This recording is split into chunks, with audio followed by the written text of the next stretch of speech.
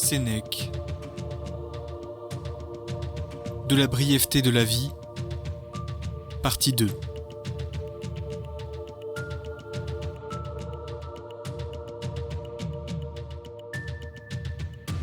Un tel sujet, si je voulais le diviser et l'étendre sous différents titres, me fournirait des preuves en foule, pour démontrer que la vie de ces hommes se réduit à bien peu de choses.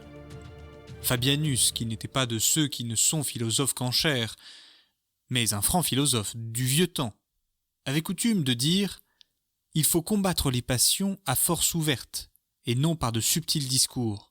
Ce ne sont pas des coups ménagers, c'est un choc vigoureux qui dissipera cette perfide milice. Brisons net l'arme du sophisme, n'escarmouchons pas avec lui. Mais pour mieux confondre l'erreur, éclairons-la. Ne nous bornons pas à la plaindre. » La vie se partage en 3 époques. Celle qui est, celle qui fut, celle qui sera. Celle que nous traversons n'est bientôt plus. Ce qui est devant nous est incertain, le passé seul est assuré. C'est là que la fortune a perdu ses droits. C'est là ce qui ne peut retomber à la discrétion de personne. Voilà ce que perdent les hommes stérilement occupés. Ils n'ont pas le loisir de tourner leur regard en arrière. Et quand ils l'auraient, trop d'amertume s'attache aux souvenirs qui sont des remords. Ils reportent à regret leurs pensées sur une époque mal employée. Ils n'osent toucher à ces désordres dont l'immoralité se voilait sous la séduction du plaisir présent. La plaie se rouvrirait au contact. Il n'est que l'homme qui a, dans tous ses actes, suivi l'arrêt de sa conscience, laquelle ne se trompe jamais. Il n'est que cet homme qui revienne avec charme vers le passé. Quand on s'est longtemps laissé aller aux rêves de l'ambition, au dédain de l'orgueil, aux abus de la victoire, aux ruses de la déloyauté, aux exactions rapaces, aux prodigalités ruineuses, il faut bien que l'on tremble devant ces souvenirs. Le passé, cependant, est une portion de notre vie désormais sacrée, inviolable, hors de l'atteinte des événements humains, soustraite à l'empire du sort. Ni le besoin, ni la crainte, ni l'invasion des maladies ne peuvent la troubler. On ne saurait nous la contester, ni nous la ravir. La jouissance en est aussi constante qu'inaltérable. Le présent n'a qu'un jour, et même qu'un moment à la fois. Le passé offre tous ses jours ensemble, docile à ton appel, et se laissant considérer et retenir à volonté. Mais l'esclave du vice n'a pas ce loisir-là. Il n'appartient qu'à l'âme calme et racise de passer en revue tous les âges qu'elle a franchis. Les autres âmes sont sous le joug, impossible à elles de tourner la tête et de regarder en arrière. Leur vice est à les perdre dans un abîme, et comme on a beau toujours verser dans un crible où manque le fond qui reçoit et qui garde, de même qu'importe quelle mesure de temps on prodigue à ceux qui n'ont point place pour y rien déposer, âme fêlée et percée à jour, tout passe au travers. Le présent est bien court, si court même qu'il semble à plusieurs qu'il n'est point. Il fuit en effet d'une fuite éternelle, il coule et se précipite, il n'a cessé d'être plus tôt qu'il n'est venu. Il n'est aussi peu stationnaire que les cieux ou les astres, dont l'active et continuelle rotation ne les laisse jamais au même point de l'espace. Les hommes à préoccupation ne possèdent donc que le présent, si rapide qu'il est insaisissable, et les 1000 soins qui les partagent le leur dérobent encore. Enfin, veux-tu savoir combien peu de temps ils vivent ? Vois combien ils souhaitent de vivre longtemps. Vieux et décrépits, ils mendient dans leurs prières un supplément de quelques années. Ils se rajeunissent à leurs propres yeux, se bercent de leurs mensonges et s'abusent avec autant de satisfaction que s'ils trompaient aussi le destin. Mais qu'ensuite leur santé chancelante les avertisse que l'heure est venue, avec quel effroi ils se voient mourir. Ils ne sortent pas de la vie, ils en sont arrachés.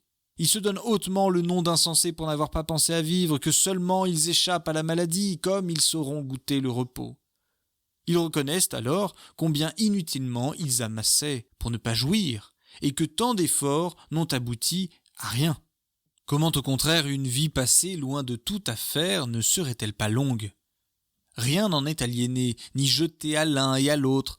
Rien n'en est livré à la fortune, perdu par négligence, entamé par prodigalité.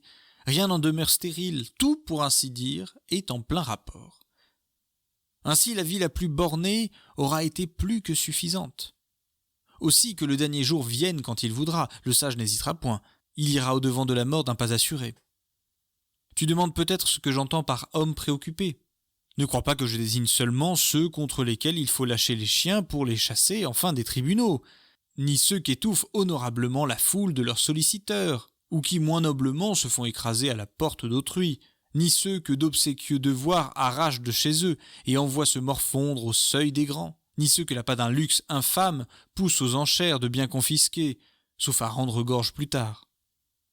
Il est aussi des inactions fort occupées. Dans sa villa, dans son lit, dans la plus entière solitude et bien qu'isolé de tous, plus d'un est à charge à lui-même. Il en est dont la vie ne doit pas s'appeler oisive, mais laborieusement désœuvrée. Appelles-tu homme de loisir l'amateur qui va classant avec une inquiète minutie ses vases de Corinthe, dont la manie de quelques curieux fait tout le prix? Celui qui consume la majeure partie de ses jours au milieu de vieux métaux enrouillés, ou cet autre qui, au gymnase, car ignominie, les vices qui nous travaillent ne sont même plus romains, va, pour contempler les jeunes combattants, s'installer au lieu même où ils se frottent l'huile, ou celui qui a sorti par couple ses troupeaux de vainqueurs selon la couleur et l'âge, ou celui qui se charge de nourrir les athlètes les plus en renom. Appelles-tu homme de loisir ceux qui passent tant d'heures chez le barbier à se faire enlever le moindre poil qui aurait commencé à poindre pendant la nuit, à tenir conseil sur chaque cheveu, à rétablir une mèche déplacée, ou à ramener de ci et de là leur chevelure sur un front dégarni?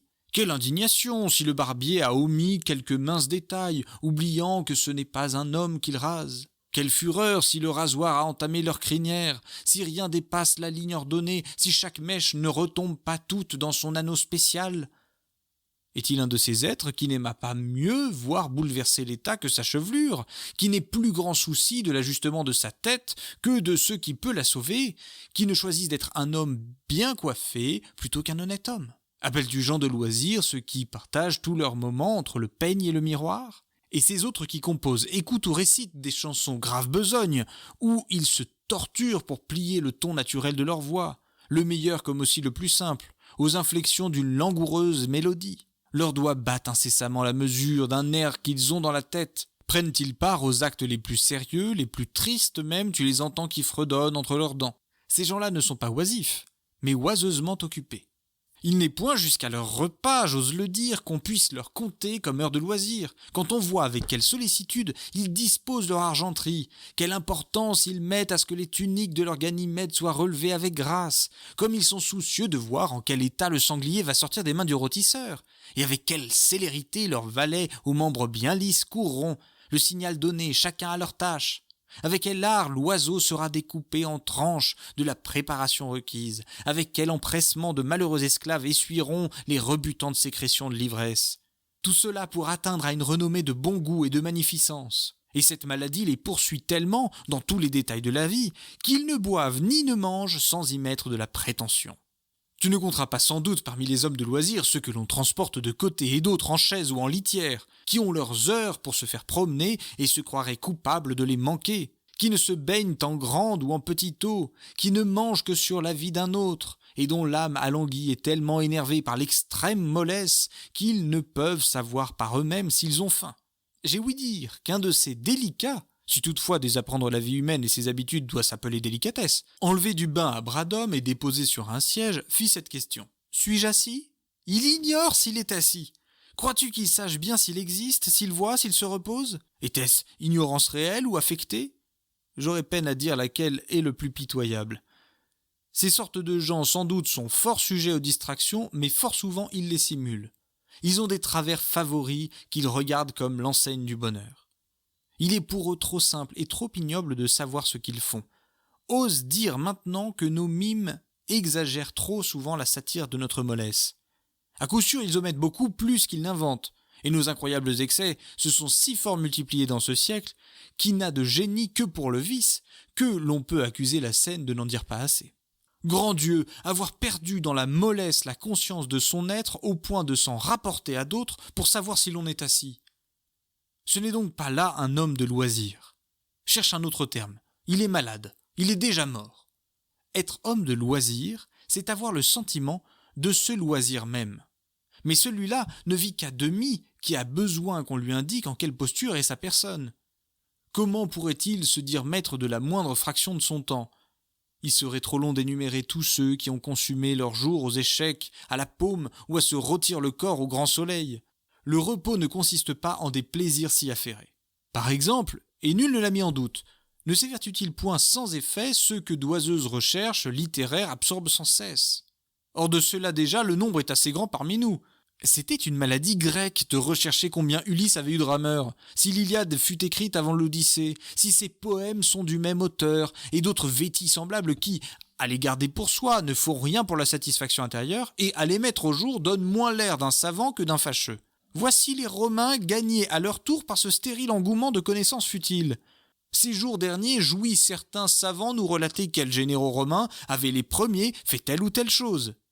C'est Duilius qui remporta la première victoire navale, c'est Curius Dentatus qui le premier fit voir des éléphants à son triomphe. Ces détails, du moins, bien qu'ils n'aient pas la vraie gloire pour objet, roulent encore sur des faits nationaux. Nul profit à tirer d'une telle science, bien que dans sa spécieuse puérilité elle offre quelque intérêt. Qui le premier persuada aux Romains de monter sur un vaisseau ? Ce fut Claudius, surnommé pour cette raison Claudeco, nom que les anciens donnaient à l'assemblage de plusieurs planches, d'où vient que les tables de nos lois se nomment codices, et que même aujourd'hui les bateaux de comestibles qui, de temps immémorial, circulent sur le Tibre s'appellent caudicariés. Je veux encore qu'il ne soit pas indifférent de savoir que Valerius Corvinus fut le premier vainqueur de Messana, et que, le premier des Valerius, il prit le nom de la ville soumise et fut appelé Messana, surnom dont le peuple altéra la prononciation et qui devint par la suite Messala. Permettras-tu aussi qu'on s'occupe de savoir que Sylla fit voir le premier dans le cirque des lions déchaînés, tandis qu'auparavant on leur laissait leurs chaînes, et que le roi Bocchus fournit les archers qui devaient les tuer ? Faisons cette dernière concession, mais que Pompée est le premier donné au cirque un combat de 18 éléphants courant comme en champ de bataille sur des malfaiteurs, quel profit tirer un tel fait ? Le premier citoyen de Rome, celui que parmi nos illustrés aïeux la renommée nous peint comme un modèle de bonté, crut que c'était un spectacle mémorable que de faire périr des hommes d'une manière nouvelle. Ils combattent, c'est peu. On les déchire, c'est peu encore. Que d'énormes bêtes les broient sous leur masse. Il valait mieux laisser de pareils actes dans l'oubli, de peur qu'un jour quelque homme puissant ne vînt à les apprendre et ne voulût enchérir sur ces excès d'inhumanité. Oh, quels épais nuages répand sur l'esprit de l'homme une haute fortune. En voilà un qui se croit supérieur à la nature humaine pour avoir livré des bandes de malheureux à des monstres nés sous un autre ciel, pour avoir mis aux prises des combattants de force si disproportionnée et versé à flots le sang à la face de ce peuple qu'il forcera tout à l'heure à répandre le sien par torrent. Et plus tard ce même homme, dupe de la perfidie alexandrine, tendra la gorge au fer du dernier des esclaves et reconnaîtra enfin la vanité du surnom qu'il étale. Mais pour revenir au point que j'ai quitté et faire voir encore d'autres exemples des inutiles travaux de certains hommes, le même savant contait que Métellus, ayant défait les Carthaginois en Sicile, fut le seul Romain qui, devant son char de triomphe, fit marcher 120 éléphants captifs. Que Sylla fut le dernier qui agrandit l'enceinte de la ville, ce qui n'avait lieu chez nos ancêtres qu'après une conquête en Italie, et non sur l'étranger. Du moins, vaut-il mieux savoir cela que d'apprendre, comme on l'affirmait, que le mont Aventin n'est pas compris dans nos murs pour l'un de ces deux motifs, soit parce que le peuple s'y retira jadis, soit parce que Rémus, y consultant le vol des oiseaux, ne les trouva point favorables. Il y a une infinité de traditions de ce genre qui sont des fictions ou qui ont l'air de mensonges. Or, en admettant que ceux qui les citent parlent de bonne foi ou offrent caution de ce qu'ils écrivent, guériront-ils un seul préjugé ? Étoufferont-ils une seule passion ? Qui rendront-ils plus courageux, plus juste, plus libéral ? Je ne sais parfois, disait notre ami Fabianus, s'il ne vaut mieux pas renoncer à toute étude que de s'empêtrer dans celle-là. Seuls de tous les mortels, ils ont le vrai loisir, ceux qui donnent le leur à la sagesse. Seuls ils savent vivre. Car non contents de bien garder leur part d'existence, ils y ajoutent tout l'ensemble des âges. Toutes les années qui furent avant eux leur sont acquises. Avouons-le, sous peine d'être les plus ingrats des hommes, ces illustres fondateurs des saintes doctrines, c'est pour nous qu'ils sont nés. Ils nous ont défriché la vie. Ces admirables connaissances, arrachées aux ténèbres et produites au grand jour, c'est le labeur d'autrui qui nous y donne accès. Aucun siècle ne nous est interdit, tout nous est ouvert. Et si par un généreux essor nous voulons franchir les limites étroites de l'humaine faiblesse, notre esprit peut se placer sur le vaste horizon des temps. Il peut discuter avec Socrate, douter avec Carnéade, goûter le loisir d'Épicure, triompher de l'humanité avec les stoïciens, l'outrepasser avec les cyniques, enfin, émule de la nature, entrer avec elle en partage de tous les siècles. Pourquoi de ce temps si borné, de cette vie précaire et transitoire, ne pas s'élancer à plein vol vers ces espaces immenses, éternels, où tous les sages sont nos concitoyens ? Ces gens qui se prodiguent en 1000 visites officieuses, qui privent du repos eux et les autres, quand ils ont bien satisfait leur manie et frappé comme ils font chaque jour à toutes les portes et pénétré par chacune de celles qu'ils ont trouvées ouvertes, et promené à la ronde leurs salutations intéressées dans cette ville immense qu'agitent tant de passions diverses, combien de personnes ont-ils pu voir ? Combien dont le sommeil, la débauche ou l'incivilité les a éconduits, ou qui ont mis leur patience aux abois pour finir par leur échapper sous prétexte d'affaires pressantes ? Combien ont évité de paraître dans leur vestibule encombré de clients et se sont dérobés par quelque issue secrète, comme s'il n'était pas plus malhonnête d'esquiver une visite que de la refuser ? Combien, à demi endormis et alourdis par l'orgie de la veille, tandis que des malheureux ont hâté leur réveil pour aller attendre celui du patron, combien entr'ouvriront à peine les lèvres pour redire dans un bâillement dédaigneux un nom que leur esclave leur souffla 1000 fois à l'oreille ? Celui-là, nous pouvons le dire, cultive de vrais amis, celui qui cherche tous les jours à se familiariser davantage avec un Zénon, un Pythagore, un Démocrite, un Aristote, un Théophraste, et tous ces autres oracles de la morale et de la science. Pas un qui n'ait pour nous du temps de reste, pas un qui ne nous reçoive, qui ne nous renvoie plus contents de nous-mêmes et de lui, pas un qui nous laisse partir les mains vides. La nuit comme le jour y sont accessibles pour tous, pas un ne te forcera de mourir, tous t'en apprendront le secret. Ils n'useront pas tes années à leur profit, ils t'offriront le tribut des leurs. Tu n'auras point à pâlir de leur avoir parlé, leur amitié ne te sera pas mortelle, et ce n'est pas à grands frais qu'on leur fait la cour.